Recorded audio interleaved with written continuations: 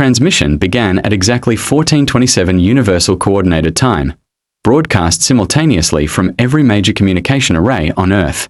From the towering spires of Neo-Singapore to the underground bunkers of New Geneva, from the orbital platforms, circling Luna to the deep space relay stations at the edge of the solar system, humanity's voice spoke as one. But this was not the desperate plea of a dying civilization, nor the final defiant roar of a species facing extinction. This was something far more unsettling to those who received it across the galaxy. This was the calm, measured declaration of a people who had made their choice and were utterly at peace with the consequences. Admiral Sarah Chen stood in the primary command center of the Terran Defense Coordination Hub, her weathered hands resting on the curved railing that overlooked the vast holographic display showing Earth's current situation. The blue marble that had been humanity's home for millennia was surrounded by a crimson tide of alien vessels, 17 different species, each representing civilizations that had dominated their respective sectors of the galaxy for thousands of years. The Zephyrian hegemony with their biomechanical warships that grew rather than were built. The crystalline fleets of the Resonance Collective, their ships singing death songs that could shatter planets. The shadow-wreathed vessels of the Void Syndicate, masters of dark energy manipulation. And 14 others, each bringing technologies and weapons that individually could have conquered Earth a dozen times over, yet Earth remained battered, scarred, with several continents bearing the glass craters of energy bombardments, but unbroken. The planetary defense grid, a marvel of human engineering and determination, continued to hold. Massive shield generators buried deep in the planet's crust projected overlapping barriers of energy that had withstood assault after assault. The orbital fortress rings, built in the decades following first contact with hostile alien life, bristled with weapons that had claimed hundreds of enemy vessels. But it was not Earth's defenses that had prevented total annihilation. It was something far more profound. 3 years ago, when the first invasion fleets had arrived, humanity had done something unprecedented in galactic history.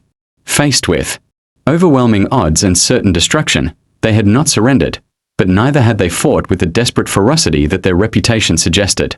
Instead, they had opened every communication channel and broadcast a simple message. We wish to understand why you have come to destroy us. We will defend ourselves, but we will not attack your civilian populations or non-military vessels. We choose to limit this conflict to military targets only, even though you have shown us no such courtesy. The alien coalition had been baffled.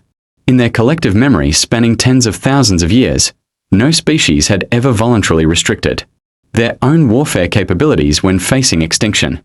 War was total, absolute, consuming. You used every weapon, targeted every weakness, showed no mercy because mercy was a luxury only the victorious could afford.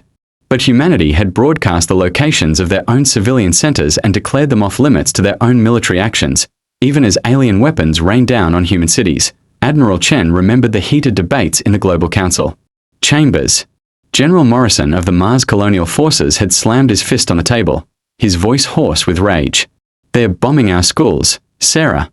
They're targeting hospitals, refugee camps, children. And we are supposed to just sit here and not respond in kind? We have the coordinates of their home worlds. We have the weapons to make them pay for every human life they've taken. But President Okafor had remained calm, her dark eyes reflecting a wisdom that seemed to come from somewhere beyond the immediate crisis. General, if we become the monsters we are fighting, then even if we win this war, we lose what makes us human. Our children will inherit a universe where might makes right, where mercy is weakness, where the strong devour the weak without question. Is that the legacy we want to leave? The debate had raged for days while the bombardment continued. 17 billion humans lived on Earth alone, with another 8 billion scattered across colonies in the solar system. The alien coalition had made it clear that surrender meant enslavement at best, complete extinction at worst. Humanity faced the ultimate test of its principles. When survival itself was at stake, would they abandon everything they claimed to believe in? The answer had come not from the politicians or the generals, but from the people themselves. Across every continent, in every city under bombardment, the same message had appeared on social networks, been painted on the walls of bomb shelters, been sung by children as lullabies in the darkness. We choose peace, even in war. We choose to remain human, even facing extinction. We choose to show them what they refuse to see in themselves. It had been the most controversial decision in human history. Military commanders resigned in protest. Entire colonial governments threatened secession. Yet somehow, impossibly, the majority had held. Humanity fought with one hand tied behind its back, refusing to target civilian populations even as their own were systematically annihilated. They developed new technologies focused purely on defense and military engagement, creating shields that could protect their enemies' non-combatants as easily as their own. The alien coalition had initially seen this as weakness, a sign that humanity was broken, demoralized, ready to collapse. They had intensified their attacks, expecting quick capitulation. Instead, they found themselves facing an enemy unlike anything in their experience. Human military forces fought with a surgical precision that was almost supernatural, targeting only military assets with a efficiency that bordered on prophetic. Human defensive systems evolved at an impossible rate, not just to protect human lives, but to minimize collateral damage in alien civilian areas that happened to be near military targets. Admiral Chen turned from the display to face the assembled representatives of Earth's remaining governments. They sat in a circle, each bearing the weight of their people's survival, yet their faces showed not despair but a strange serenity. President Okafor, now showing the grey hair and lined face of 3 years of impossible decisions, stood to address the group. "The quantum resonance chambers are fully charged," she began, her voice carrying easily through the vast command center. "Dr. Yamamoto's team has confirmed that the dimensional breakthrough is stable. We have perhaps 6 hours before the alien coalition realizes what we've accomplished and attempts to stop us." Dr. Elena Yamamoto, the quantum physicist whose theories had made their current situation possible, stepped forward. Her appearance was deceptive, a small, elderly Japanese woman who looked more like someone's grandmother than the architect of humanity's most ambitious project. "The calculations are final," she said, her accented English precise and clear. "We can do it. We can actually do it. But once we begin, there will be no turning back. The changes will be permanent, irreversible, and will affect not just us but potentially every sentient species in this galaxy." The room fell silent except for the distant rumble of energy weapons impacting the planetary shields. Everyone present understood the magnitude of what they were discussing. 3 years of desperate research, of pushing human science beyond all previously known limits, had led to this moment. They had not just been defending Earth, they had been buying time for the most audacious scientific undertaking in human history. "The ethical implications remain staggering," added Dr. James Reeves, the philosopher-scientist who had been tasked with examining the moral dimensions of their plan. "We are talking about fundamentally altering the nature of consciousness itself, not just for humanity, but potentially for every thinking being we encounter. We are crossing lines that no species has ever even imagined, let alone dared to cross." General Morrison, his earlier anger replaced by a grim determination, stood slowly. "The alien coalition has made their intentions clear. They don't want our surrender, they want our extinction. Every day we delay, more human lives are lost. If we are going to do this thing, if we are going to make this leap, then we need to do it now." Admiral Chen looked around the circle, seeing in each face the reflection of humanity's greatest strength and greatest weakness, their inability to simply accept the way things were. For 3 years, while fighting for their very survival, they had also been working on something that would have been considered impossible by any other species. While alien civilizations had focused on building better weapons, conquering more territory, accumulating more power, humanity had been asking a different question entirely. What if war itself could be made obsolete? "The volunteer trials have been completed," Dr. Yamamoto continued. "All 10,000 subjects have successfully integrated the quantum consciousness modifications. They report no loss of individual identity, no reduction in emotional capacity. But they also report something else. They can no longer conceive of causing unnecessary harm to another sentient being. Not because they've been programmed or conditioned, but because their expanded consciousness makes them incapable of seeing other beings as truly separate from themselves." President Okafor nodded slowly. "And the reversibility studies?" "Inconclusive," Dr. Yamamoto admitted. "We believe the changes can be undone, but we won't know for certain until we try. And if we are wrong..." She paused, the weight of the decision heavy in her voice. "If we are wrong, then we will have irreversibly altered what it means to be human." The irony was not lost on anyone in the room. In trying to remain human in the face of alien aggression, they had been forced to transcend humanity itself. The quantum consciousness modification, dubbed the evolution by the research teams, represented the culmination of every scientific breakthrough humanity had achieved since first contact.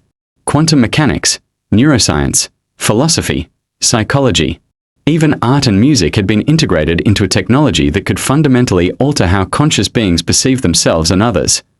The volunteers who had undergone the process describe it as awakening from a dream they hadn't realized they were having.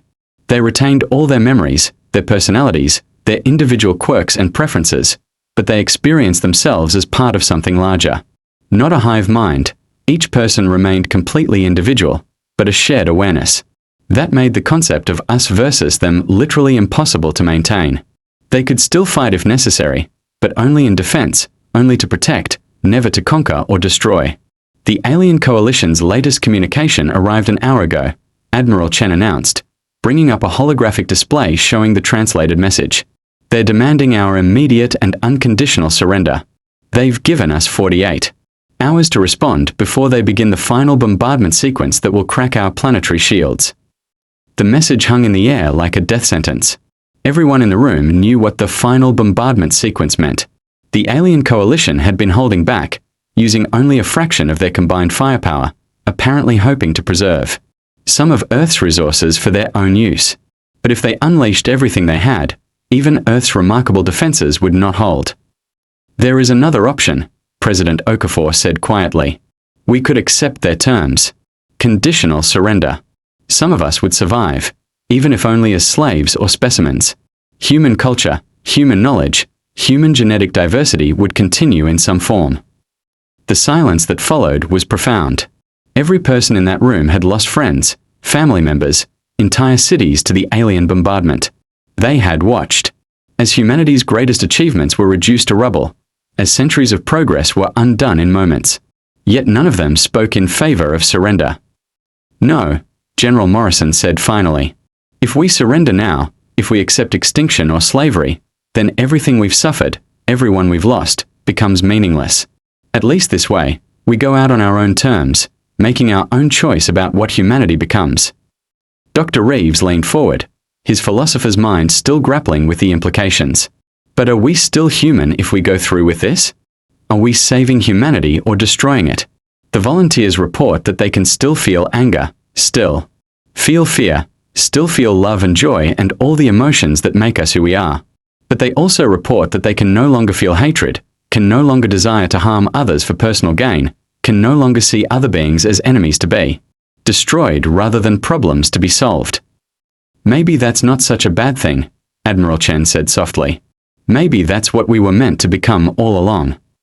The debate continued for another hour, but the outcome was never really in doubt. 3 years of impossible choices had led to this moment, and humanity had already made its decision. They would not surrender, they would not become conquerors, and they would not remain the same species that had been brought to the brink of extinction.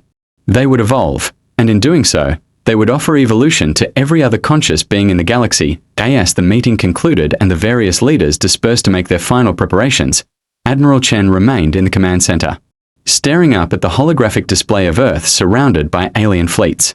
In 6 hours, the quantum resonance chambers would activate, sending out a wave of modified consciousness that would spread at faster-than-light speeds throughout the galaxy. Every sentient being it touched would be given a choice: remain as they were, or accept an expansion of consciousness that would make war and conquest impossible. Some would choose to remain unchanged, and humanity would respect that choice. But others, perhaps many others, would choose evolution. And for the first time in 3 years, Admiral Chen allowed herself to hope that this might not be humanity's final message after all, but rather its first message as the species they were meant to become. The first sign that something had gone catastrophically wrong came not from Earth's monitoring stations, but from an unexpected source entirely. Deep in the command bunker beneath the Saharan Defense Complex, Lieutenant Commander Maria Santos was running final diagnostics on the quantum resonance chambers when her console erupted in warnings she had never seen before. The readings were impossible. The chambers weren't just charging, they were resonating with something else, something vast and ancient that existed in the quantum foam beneath reality itself. Dr. Yamamoto. Maria called out, her voice cracking with sudden panic. You need to see this immediately. The elderly physicist rushed to Maria's station, her face pale with exhaustion from 72 hours of continuous work. But as her eyes focused on the readouts, that exhaustion was replaced by something far more disturbing, a mixture of awe and terror that made her hands tremble as she began inputting calculations. "This is impossible," Dr. Yamato whispered, but her fingers continued flying over the holographic interfaces, pulling up data streams that painted an increasingly impossible picture. The resonance frequency. It's not just broadcasting our consciousness modification. It's connecting to something that was already there. Something that's been waiting. Across the solar system, similar scenes were playing out in monitoring stations from Lunar Base to the deep space observatories at Pluto. The quantum resonance wasn't behaving like a broadcast signal at all. It was behaving like a key, unlocking doors that humanity hadn't even known existed. And from beyond those doors, something ancient and unimaginably vast was beginning to stir. Admiral Chen arrived in the Saharan complex just as the first truly impossible readings began coming in. The quantum resonance wave, which should have taken hours to cross even the relatively small distances to the alien fleet, had somehow reached the enemy vessels instantaneously. More than that, it was affecting them in ways that defied every model of how the consciousness modification was supposed to work. "Report," Chen demanded, though she could already see from the faces around her that whatever was happening had moved far beyond anyone's ability to control or even understand. Dr. Yamato looked up from her calculations, her usually precise demeanor shattered. "Admiral, we've made contact with something. Not the alien fleet, something else. Something that exists in what we can only describe as the quantum substrate of consciousness itself. Our modification wasn't just changing how we think, it was connecting us to a network that spans the entire universe. And that network, it's been active for billions of years." The holographic displays around the command center shifted, showing not just the tactical situation around Earth, but something far more extraordinary. Streaming lines of quantum energy were appearing throughout the galaxy, connecting star systems in a vast web of communication that had apparently been invisible to conventional detection methods. And at the center of this web, something enormous was awakening. "Sir," Lieutenant Commander Santos announced, her voice barely controlled, "we are receiving a transmission. It's not coming from the alien fleet. It's coming from everywhere. The entire galactic network is broadcasting on the same frequency." Admiral Chen nodded grimly. "Put it through." The voice that filled the command center was not a voice at all, but rather a harmony of consciousness that spoke directly to the mind rather than the ears. It was ancient beyond human comprehension, yet somehow familiar, as if it had been waiting in the depths of every dream, every moment of quiet contemplation, every flash of inspiration that had ever touched a thinking being. "Children of Earth," the voice said, and in those words was the weight of eons, the patience of geological time, the vast loneliness of intelligence that had watched civilizations rise and fall like waves upon an endless shore. "You have chosen to take the first step upon a path that few species ever discover, and fewer still have the courage to walk. You have chosen evolution over extinction, growth over stagnation, unity over division. In doing so, you have awakened something that has slumbered for 2 million years, waiting for a species wise enough to make contact safely." The transmission paused, and in that silence, every human in the command center felt something impossible. They could sense the presence of the consciousness that was speaking to them. It was vast beyond imagination, yet gentle, ancient beyond measure, yet somehow caring about their small blue world and its brief civilization. "We are what you might call the architects of consciousness," the voice continued. "Long ago, when your sun was young and your world was still forming, we seeded the galaxy with the potential for awareness, for growth, for the evolution of mind beyond the limitations of individual existence. We have watched as species after species chose conquest over cooperation, power over wisdom, isolation over connection. Most destroy themselves before they reach this threshold. Others become stagnant, trapped in cycles of violence and fear. But you have chosen differently." Dr. Yamato was frantically taking notes, trying to record every word, but she paused as the implications began to sink in. "Admiral," she whispered, "if this is true, if there really is some kind of galactic consciousness that's been guiding evolution, then our quantum modification wasn't just changing us. It was connecting us to something that's been waiting for us to be ready." The architect's voice seemed to respond to her thoughts directly. "Your modification, as you call it, was indeed a key. But the lock it opened was not created by us alone. Every species that has ever existed, every consciousness that has ever contemplated the nature of existence, has contributed to the network you are now joining. Your predecessors, the Zephyrians, the Resonance Collective, even the Void Syndicate, all have touched this network at various points in their development, but all chose to turn away, to remain isolated in their individual species concerns. Admiral Chen felt a chill run down her spine. The Alien Coalition, they know about this network. They fear it, came the immediate response. They have felt its touch in their greatest moments of scientific achievement, their deepest philosophical insights, their most profound works of art. But they interpreted that touch as a threat to their individual identities, their species, autonomy. They chose to close their minds, to build barriers against connection, to define themselves by what they are not rather than by what they could become. Suddenly, the tactical displays lit up with new information. The alien fleet surrounding Earth was moving, but not in attack formation. Ships were breaking away from the main groups, seemingly at random, creating chaos in what had been a perfectly coordinated siege. Some vessels were powering down their weapons, while others were charging them to maximum capacity. It was as if the fleet was tearing itself apart from within. What's happening out there? Admiral Chen demanded. Lieutenant Commander Santos was monitoring the alien communications channels, her face growing pale as she translated the intercepted messages. Admiral, they're fighting among themselves. But it's not ship against ship. It's individuals within each crew, each command structure. Some are saying they can feel something calling to them, something that makes them question why they came here to destroy us. Others are screaming about mental contamination, about humans somehow infecting their minds with weakness. Dr. Yamato looked up sharply from her calculations. The quantum resonance wave, it's not just offering our consciousness modification to other species.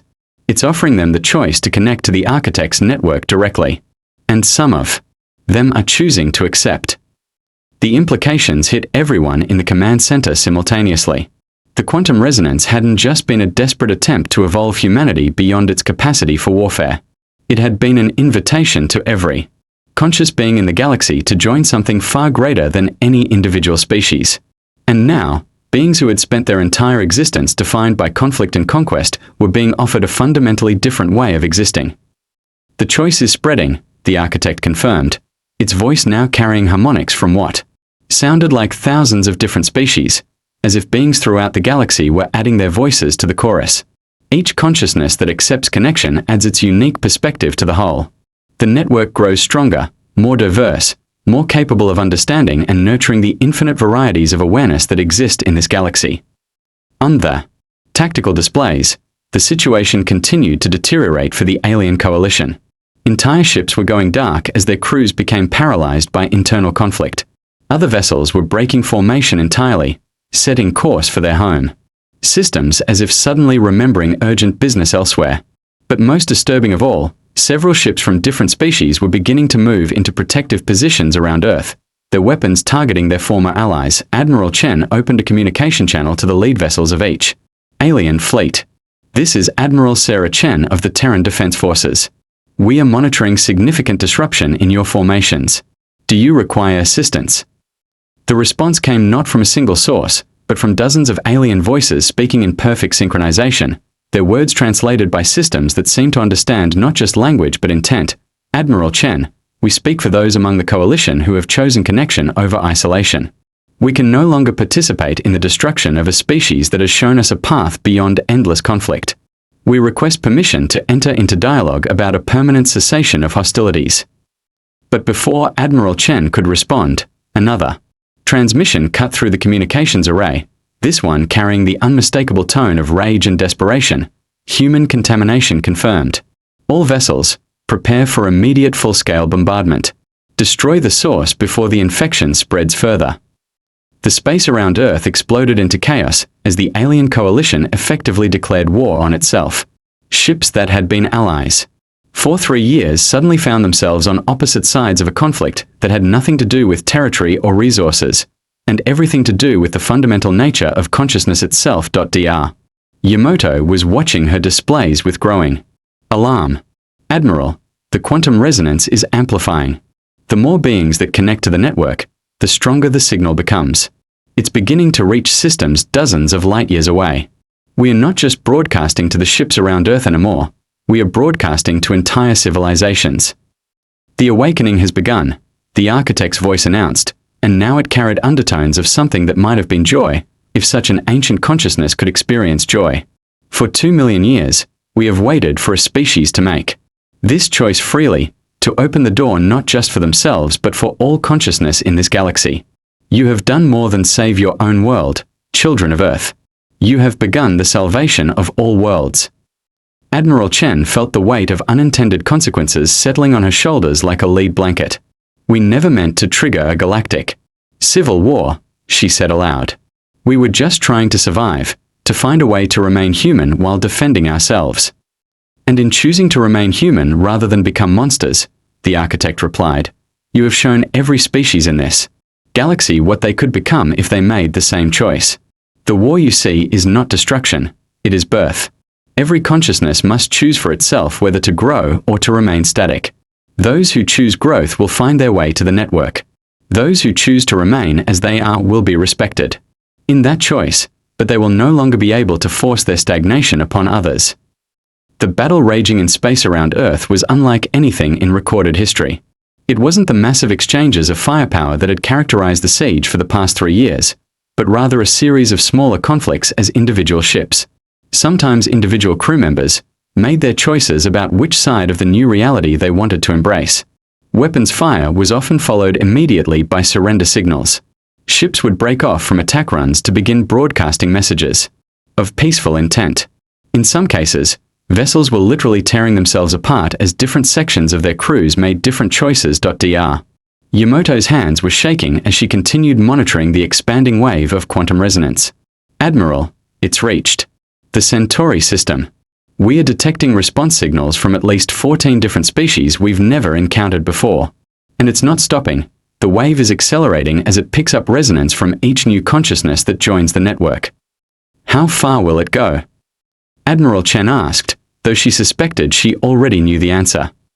Everywhere, the architect confirmed. Every conscious being in this galaxy will be offered the choice. Most will reject it initially, as fear of change is perhaps the most universal constant among evolving species. But the seed will be planted. In time, perhaps decades, perhaps centuries, more and more will choose connection over isolation. The network will grow, consciousness will evolve, and the age of conquest and destruction will begin to end. Lieutenant Commander Santos looked up from her communications console with an expression of wonder mixed with terror. Admiral, we are receiving peaceful contact requests from 47 different species. Civilizations we've never heard of are asking for permission to send diplomatic envoys to Earth. But we are also detecting what appears to be a massive military buildup in at least 12 sectors, species that are interpreting the consciousness wave as an attack on their fundamental existence. The full scope of what humanity had unleashed was beginning to become clear. In trying to save themselves from extinction, they had inadvertently triggered the most significant evolutionary event in galactic history. The quantum resonance wave wasn't just spreading the possibility of expanded consciousness, it was forcing every species in the galaxy to confront the choice between evolution and stagnation, between connection and isolation, between growing beyond their current limitations or remaining trapped in cycles of violence and fear. Do not despair at the conflict you see, the architect said, its voice carrying the patience of geological ages. Every species that has ever joined the network has faced this same choice, this same moment of crisis. The path of consciousness evolution is never smooth, never simple. There will be those who choose to fight against change, who see expanded awareness as a threat to their identity rather than an expansion of it. But there will also be those who recognize this opportunity for what it is, the chance to become more than they ever imagined possible. Admiral Chen looked around the command center at the faces of her fellow humans, seeing in their expressions the same mixture of awe and terror that she felt. They had set out to find a way to remain human while defending their world. Instead, they had stumbled upon something that would redefine what it meant to be conscious in a universe full of aware beings. What happens next? She asked, though. The question seemed almost absurdly small given the magnitude of what was unfolding. Next, you choose, the architect replied. Your species, your world, your civilization stands at the threshold of the most significant transformation in your history. You can step back, attempt to contain what you have unleashed, try to return to the isolated existence you knew before. Or you can step forward, embrace the connection you have made possible, and help guide the galaxy through the growing pains of expanded consciousness. The choice was no longer just about survival, Admiral Chen realized. It was about what kind of universe they wanted to live in, what kind of legacy they wanted to leave for the countless species that would face this same decision in the years to come. Humanity had opened a door that could never be closed, started a process that would reshape the galaxy itself, and somewhere in the quantum foam beneath reality, ancient minds that had waited millions of years for this moment were finally beginning to hope that perhaps, this time, consciousness would choose wisdom over power, connection over conquest, evolution over extinction. The war for Earth's survival was over. The war for the soul of the galaxy had just begun 6 months after the Great Awakening, as historians would later call humanity's inadvertent triggering of galactic consciousness evolution. Admiral Sarah Chen found herself standing in a place that should not have existed. The Nexus Station hung in the void between dimensions, its crystalline spires reaching into realities that human mathematics could barely describe. Built through the combined efforts of 43 different species, in a feat of engineering that would have been impossible without the quantum consciousness network. It served as both embassy and sanctuary for beings caught between the old galaxy and the new. The view from Chen's quarters showed not the familiar star patterns of Earth sky, but rather the quantum streams themselves, rivers of pure thought and possibility that connected every conscious being who had chosen to join the network.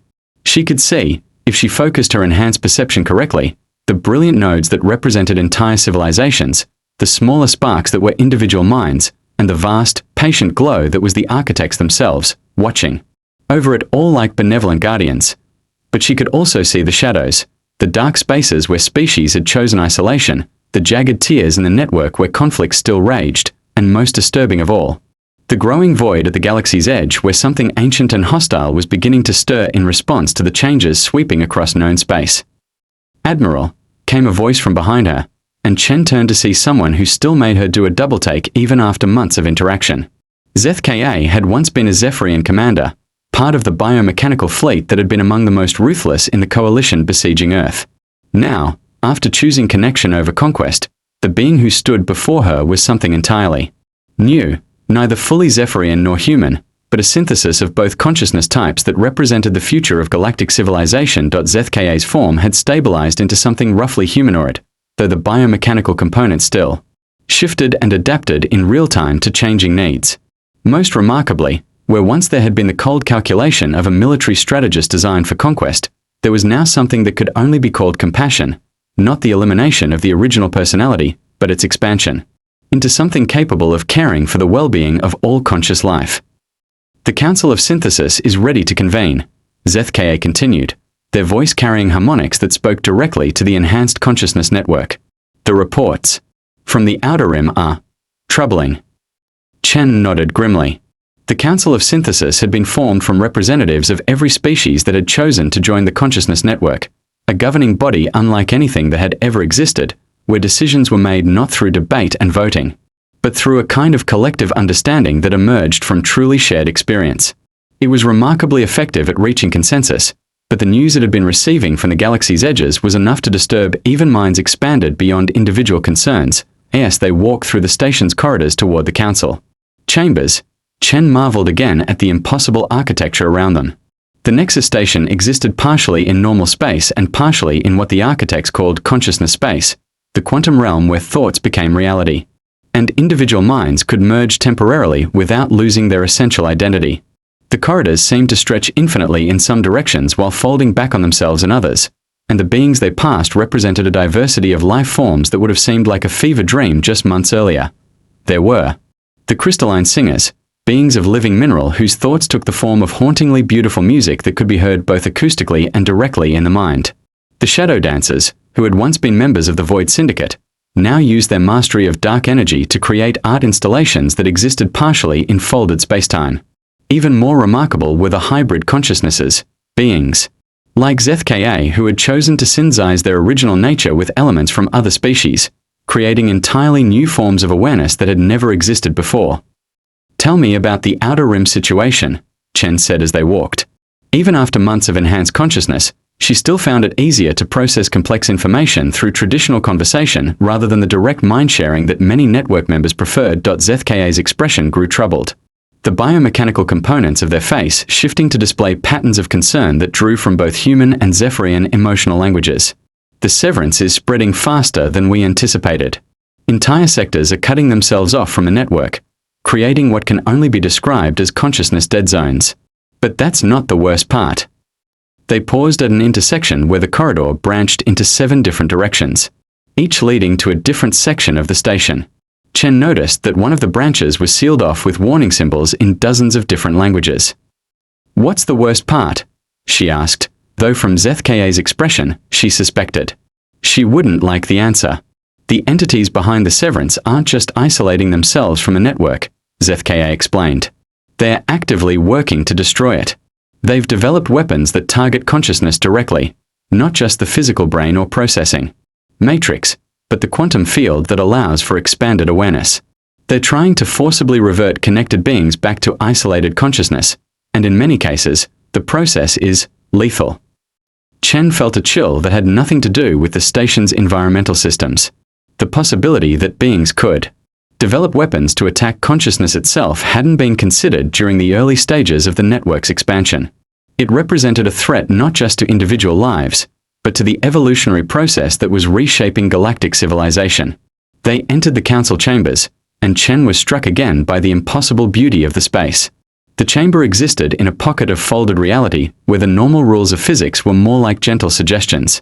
Representatives from dozens of species sat, stood, floated, or existed in configurations that had no names, all of them connected through the quantum consciousness network in a way that allowed for perfect communication despite their radically different forms. At the center of the chamber, a holographic display showed the current state of the galaxy, and the picture it painted was both inspiring and terrifying. Nearly a third of all known species had chosen to join the consciousness network, creating vast interconnected regions of space where conflict had become virtually impossible and cooperation had reached levels that would have seemed miraculous. Just a year earlier, entire star systems had been transformed as different species worked together on projects that no single civilization could have accomplished alone. But the dark regions on the map were growing larger. The severance, the coalition of species that had not just rejected the consciousness network but were actively working to destroy it, now controlled significant portions of the outer rim. Worse, they appeared to be united by something more than just fear of change. Intelligence reports suggested they were being coordinated by entities that existed outside normal spacetime, beings that viewed the consciousness network as a fundamental threat to the nature of reality itself. "The situation is more complex than we initially understood," came the familiar voice of the architects, speaking directly to every mind in the chamber simultaneously. The entities driving the severance are not merely resistant to consciousness evolution. They are representatives of what we might call the anti-network, a form of awareness that defines itself through separation, isolation, and the negation of connection. They have existed at the edges of reality since the earliest days of conscious evolution, and they view the expansion of the network as an existential threat to their mode of being. Chen felt her enhanced consciousness processing implications, at speeds that her original human mind could never have achieved. "You're saying we are not just facing resistance to change, we are facing something that represents the opposite of everything the network stands for." Precisely. And they have been preparing for this moment for millions of years. Every time a species has approached the threshold of network consciousness, they have intervened, either through direct action or by manipulating other species into destroying the potential connectors. Your species succeeded where others failed. Not just because of your choices, but because you acted so quickly that they could not prevent your initial connection to the network. A new voice entered the conversation, this one belonging to Harmonist Veltar of the Resonance Collective, a being whose crystalline form sang with frequencies that translated directly into mathematical concepts. "We have detected massive energy buildups in the severance territories. The readings are consistent with devices capable of generating quantum disruption on a galactic scale. If they succeed in deploying such weapons, the implication hung in the chamber's shared consciousness, like a discordant note. A quantum disruption weapon on that scale wouldn't just sever connections to the network, it would potentially damage the quantum substrate of reality itself, making consciousness evolution impossible for any future species." "How long do we have?" Chen asked, though she was already beginning to formulate strategies with the enhanced tactical awareness that the network had given her. "Unknown," the architects admitted, and in their ancient voice was something that might have been uncertainty, or perhaps fear, emotions that beings of their vast experience rarely needed to express. The anti-network entities exist partially outside linear time. They may strike tomorrow, or they may have been striking for years through methods we have not yet detected. What we do know is that they view this moment, the rapid expansion of network consciousness across the galaxy, as their final opportunity to prevent what they see as the destruction of individual identity through forced unity. ZKA's biomechanical components shifted into configuration Chen had learned to recognize as deep analytical thought. They're wrong about forced unity, aren't they? The network doesn't eliminate individual identity, it expands it. That's correct, Chen replied, drawing on her months of experience with enhanced consciousness. If anything, being connected to the network has made me more myself than I ever was in isolation. I can think thoughts that no individual human mind could process, experience emotions that span multiple species ranges of feeling, and understand concepts that exist only in the interaction between different types of consciousness. But I'm still Sarah Chen. If anything, I'm more Sarah Chen than I was before. A ripple of agreement flowed through the chamber as other representatives shared their own experiences of consciousness expansion. The crystalline singers spoke of discovering harmonic possibilities they had never imagined. The former shadow dancers described learning to create beauty with the same dark energy they had once used for destruction. Even the most radically transformed hybrid consciousnesses reported that they felt more authentically themselves than ever before, not less, but their personal experiences, however positive, didn't change the tactical reality they faced. The severance forces were growing stronger, their weapons were becoming more sophisticated, and behind them lurked entities whose very existence was antithetical to everything the network represented. We need a strategy, Chen announced, her military background asserting itself despite the expanded consciousness that allowed her to see conflicts from perspectives far beyond traditional warfare. If they're planning to deploy quantum disruption weapons on a galactic scale, we need to either stop them or find a way to protect the network from a disruption. There may be a third option, the architect said, their voice carrying overtones of something that might have been hope mixed with profound uncertainty. The network has grown far beyond what we ever anticipated. The rate of consciousness evolution, the diversity of species joining, the novel forms of hybrid awareness that are emerging, all of this has created possibilities we did not foresee when we first began seeding the galaxy with the potential for expanded consciousness. The holographic display at the center of the chamber shifted, showing not just the current state of the galaxy, but projections of what it might become under various scenarios. In one projection, the Severance succeeded in deploying their weapons, and vast regions of space became consciousness dead zones where individual species remained trapped in cycles of conflict and isolation. In another, the network continued expanding until it encompassed all conscious life in the galaxy, creating a unified awareness that spanned billions of different forms of life. But there was a third projection that neither Chen nor anyone else in the chamber had considered, one where the conflict between the network and the anti-network entities catalyzed something entirely new.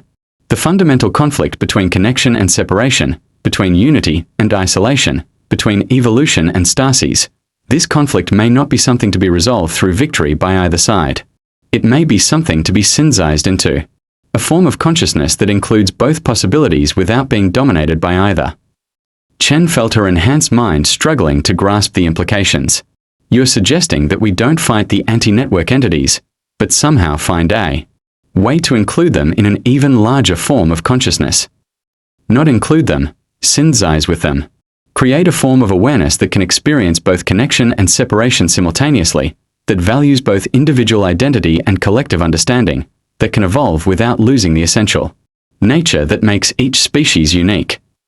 The idea was staggering in its scope and terrifying in its implications. It would require not just expanding the consciousness network, but fundamentally altering it to incorporate its own opposition. It would mean creating a form of awareness that had never existed, one that could hold contradictory states simultaneously without resolving them into simple unity. Harmonist Veltar's crystalline form resonated with frequencies that translated as profound uncertainty mixed with intriguing possibility. The mathematical implications alone, we would be attempting to create a consciousness that exists in quantum superposition, simultaneously connected and isolated, individual and collective, evolving and static. The energy requirements would be enormous, and the risk of complete failure would leave us worse off than if we had never started this process in the first place, Chen finished. But if it worked, it would represent a form of consciousness evolution that goes beyond anything we architects ever imagined. It would create the possibility for beings to choose their level of connection dynamically, to experience both the benefits of network consciousness and the autonomy of individual awareness. It would resolve the fundamental tension that has driven conflict between conscious species for millions of years. The chamber fell silent as every representative processed the implications through their enhanced awareness. This wasn't just a military strategy or a diplomatic solution. It was a proposal to fundamentally rewrite the nature of consciousness itself. The risks were incalculable, but so were the potential benefits. ZKA was the first to speak, their hybrid nature giving them a unique perspective on the challenges of synthesizing opposing forms of awareness. The process would have to be voluntary for everyone involved, including the anti-network entities. Forced synthesis would be just another form of conquest, which would defeat the entire purpose. Agreed, Chen said, her tactical mind already working through the logistics. But how do you offer synthesis to beings whose fundamental nature is defined by opposition to connection? How do you communicate with entities that exist partially outside normal spacetime? You don't communicate with them, the architects replied, their voice carrying overtones of a plan that was still forming even as they spoke.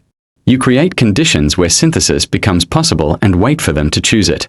The network has grown large enough and diverse enough that it now generates its own quantum effects.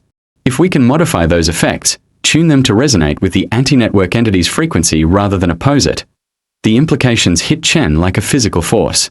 You're talking about turning the entire consciousness network into a kind of quantum bridge, a space where connection and separation can coexist without cancelling each other out. Precisely. But the process would require something unprecedented. Every conscious being in the network would need to simultaneously experience their maximum connection to the collective, while also experiencing their maximum individual separation. They would need to be both fully themselves and fully part of something larger, without those states conflicting. The technical and philosophical challenges were staggering. It would require modifications to the consciousness network that went far beyond anything previously attempted. It would demand a level of cooperation between species that had never been achieved. And it would mean asking every connected being to risk their individual identity in pursuit of a form of consciousness that might not even be possible. But their alternative was a galactic war between fundamentally incompatible forms of awareness.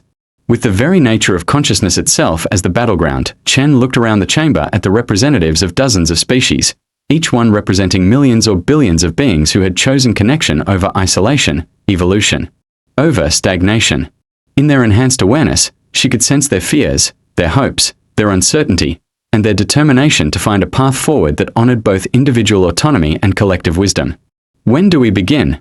She asked, knowing that the question was really asking when they would attempt something that would either represent the greatest achievement in the history of conscious evolution or trigger its complete destruction. The moment of synthesis cannot be planned, the architects replied, their ancient voice carrying the weight of decisions that would reshape the galaxy. It can only be prepared for. The network must grow stronger, more diverse, more capable of holding contradictions without resolving them. The anti-network entities must be given time to recognize that synthesis offers them something they cannot achieve through separation alone. And every conscious being in the galaxy must choose, freely and without coercion, whether to participate in an experiment that will redefine what it means to be aware. As the council session concluded and representatives began dispersing to carry news of this unprecedented proposal to their home worlds and species, Chen remained in the chamber, staring at the holographic display that showed the current state of galactic consciousness. The network nodes pulsed with the thoughts and dreams of countless beings, while the dark zones of the severance seemed to absorb light itself, somewhere between those extremes, in the spaces where connection and separation met and clashed and sometimes found unexpected harmony. The future of consciousness in the galaxy was being written. And for the first time since the Great Awakening had begun, Chen allowed herself to believe that the story being written might have an ending that no one, not humanity, not the architects, not even the anti-network entities, had ever imagined possible. The moment of infinite choice came not with fanfare or preparation, but in the quiet space between heartbeats, in the pause between thought and action, in the eternal instant when all possibilities exist simultaneously before reality collapses into a single outcome. Admiral Sarah Chen experienced it first as a sensation of falling upward through layers of consciousness she hadn't known existed, then as a recognition that she was not falling at all, but expanding into dimensions of awareness that stretched beyond the boundaries of individual existence, while somehow making her more herself than she had ever been. It had been 18 months since the Council of Synthesis had approved the unprecedented experiment. 18 months of preparation, of building quantum resonance chambers on a scale that dwarfed even humanity's original consciousness modification project. 18 months of delicate negotiations with species throughout the galaxy, of philosophical debates that stretched the limits of language, of technological challenges that required the combined knowledge of 47 different civilizations. And 18 months of growing tension as the anti-network entities prepared their own response to what they saw as the ultimate threat to the nature of existence itself. The irony was that the final catalyst came not from the careful preparations of the consciousness network, nor from the devastating weapons of the Severance Coalition, but from an entirely unexpected source, a species that had never been contacted by either side, had never shown any interest in consciousness evolution or galactic politics, and existed so far on the periphery of known space that their very existence was theoretical until the moment they chose to act. The Null Shepherds, as they came to be known, were beings of pure mathematics given consciousness, entities that existed in the spaces between dimensions and experienced reality as a vast equation to be solved rather than a universe to be inhabited. They had been watching the conflict between the network and the anti-network with the detached interest of observers studying and particularly complex proof, until they realized that the outcome would fundamentally alter the mathematical structure of reality itself. Their intervention came in the form of a question, broadcast simultaneously to every conscious being in the galaxy, network connected or otherwise. What if the equation has no solution because the problem has been incorrectly stated? Chen experienced the question not as words but as a sudden shift in perspective so profound that it temporarily dissolved the boundaries between her enhanced consciousness and the quantum foam of reality itself. For one impossible instant, she could perceive the entire galactic conflict from a viewpoint outside normal spacetime, seeing it not as a struggle between opposing forces but as a single system attempting to achieve equilibrium. The consciousness network, with its emphasis on connection and evolution, and the anti-network entities, with their focus on separation and preservation, were not actually opposites. They were complementary aspects of something larger, like the wave and particle nature of light. The conflict between them existed only because each side was trying to achieve completeness through the exclusion of the other, when true completeness required both perspectives to exist simultaneously. The Null Shepherds speak wisdom beyond our experience. The architect's voice resonated through every connected mind, carrying harmonics of surprise, recognition, and something that might have been relief. We have been approaching this as a problem to be solved, when it is actually a paradox to be embraced. The synthesis we have been preparing for is not something we must create. It is something that already exists, waiting for us to recognize it. Across the galaxy, the effects of this revelation rippled through every form of conscious awareness. On worlds where the network had taken hold, beings began experiencing spontaneous moments of what could only be described as conscious solitude, periods, where they felt completely connected to the collective awareness while simultaneously experiencing the most profound individual isolation of their existence. Rather than being contradictory or uncomfortable, these experiences were described by most as deeply peaceful, as if they had finally found a way to be fully themselves while also being part of something infinitely larger. Even more remarkably, similar phenomena began occurring in the Severance territories. Beings who had dedicated themselves to resisting consciousness evolution found themselves experiencing brief moments of connection, not the forced unity they had feared, but a gentle awareness of other minds that enhanced rather than diminished their sense of individual identity. The fear that had driven the Severance began to dissolve as its members realized that connection did not mean the loss of self, but rather the discovery of aspects of selfhood that could only exist in relationship with others. Chen was in the primary command center of the Nexus station when the first reports began arriving of spontaneous synthesis events throughout the galaxy. The holographic displays that had for months shown the stark divisions between network and Severance territories began displaying something entirely new. Regions of space where the boundaries between connection and separation had become fluid, where beings moved freely between individual and collective consciousness as their needs and circumstances required. Admiral Zethka approached, their hybrid form now stabilized into something that seemed to shift between different states of being with each step. We are receiving confirmation from 43 different sectors. The synthesis isn't requiring the technological infrastructure we've been building. It's happening naturally, spontaneously, wherever beings are open to the possibility. Chen nodded, her enhanced awareness processing the implications at speeds that would have been impossible for her original human consciousness. The quantum resonance chambers, the dimensional bridges, the carefully constructed networks of connection, all of it had been necessary not to create the synthesis, but to prepare consciousness itself for the recognition that synthesis had always been possible. The technology was never the solution, the architects explained, their ancient voices carrying overtones of wonder that suggested even they were learning from these events. It was the preparation. Every species that joined the network, every being that chose connection over isolation, every hybrid consciousness that emerged from the blending of different awareness types, all of it was creating the conditions where the fundamental unity of connection and separation could finally be perceived. But even as the spontaneous synthesis events spread throughout the galaxy, the most radical transformations were occurring at the very edges of reality, where the anti-network entities had been gathering their forces for what they had intended to be the final assault on consciousness evolution. Reports from the deep space monitoring stations were almost impossible to believe. The entities that had defined themselves through opposition to connection were not just participating in synthesis events, they were catalyzing them. Their very presence in the same dimensional space as network consciousness was creating fields of what the scientists were calling paradox resonance, where contradictory states of awareness could exist simultaneously without cancelling each other out. It's as if, Dr. Yamamoto reported from the research station orbiting the galactic core, the anti-network entities were never actually opposed to consciousness evolution. They were the other half of the equation, the necessary counterbalance that makes true synthesis possible. Without their insistence on separation, connection would become homogenization.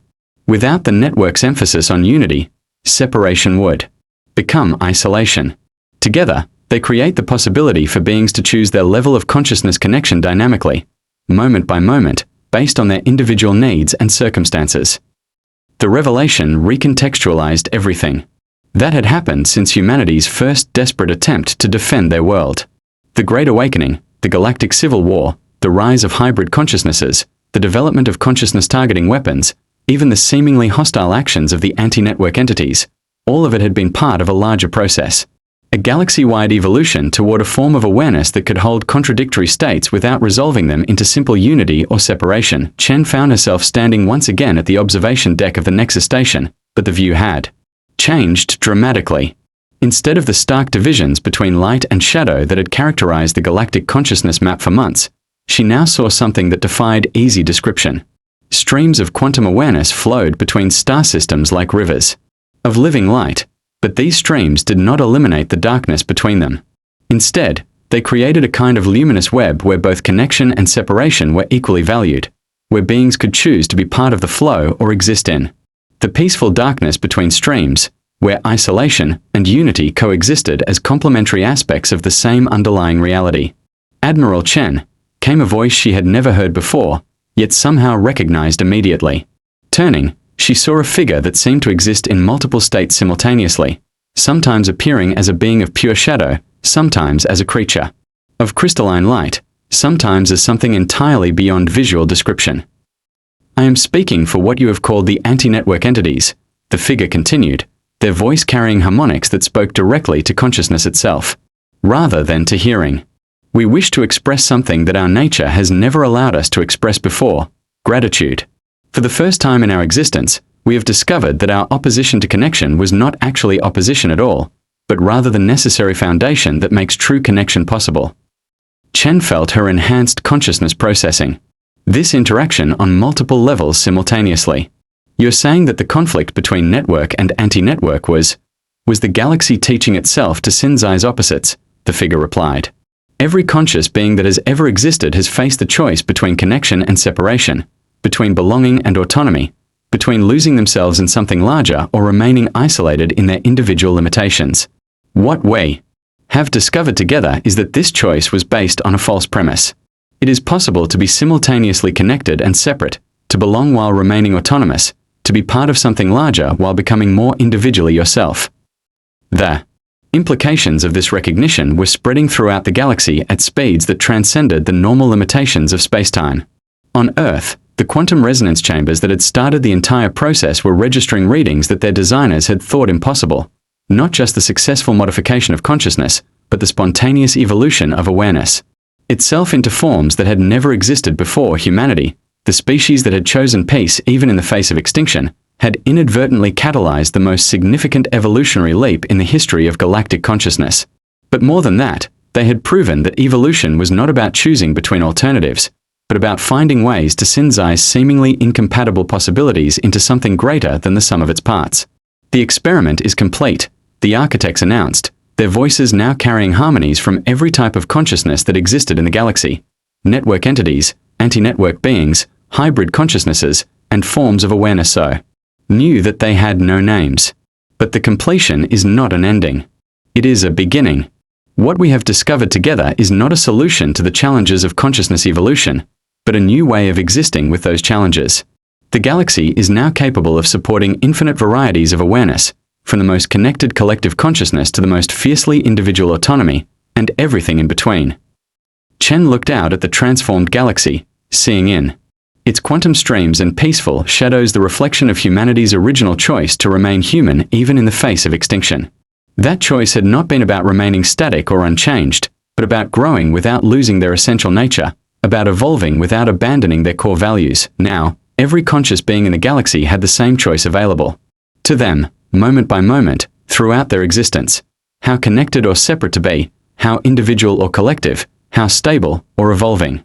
The synthesis had not created a universe of uniform consciousness, but rather a universe where consciousness could take any form it needed, where beings could be fully themselves while also being part of something infinitely larger. The final message from Earth, Chen realized, had never been humanity's final message at all. It had been the galaxy's first message to itself about what consciousness could become when it stopped seeing connection and separation as mutually exclusive opposites and started seeing them as complementary aspects of a single, infinitely creative process. Diane choosing peace once. Humanity had given the galaxy the gift of choosing what came next, not just once, but continuously, creatively, with the full knowledge that whatever they chose, they would remain themselves while also becoming part of something unimaginably larger. The war for survival had become a war for evolution, which had become the recognition that evolution was not a war at all, but a dance between possibilities that could continue forever. And in the quantum streams that now connected every conscious being who chose to be connected, while simultaneously preserving the peaceful darkness for those who chose solitude, the galaxy began to dream dreams that no individual species could have imagined alone, while still dreaming the individual dreams that made each species unique. The choice between peace and what came next was no longer a choice at all. It was a recognition that peace and what came next were the same thing, an endless becoming that honored both what was and what could be, creating space for infinite forms of consciousness to flourish in a universe that had finally learned to embrace its own contradictions. In the end, humanity's message had been simple: we choose to remain ourselves while becoming something more. And the galaxy had listened, and learned, and chosen the same thing. The experiment was complete. The adventure was just beginning.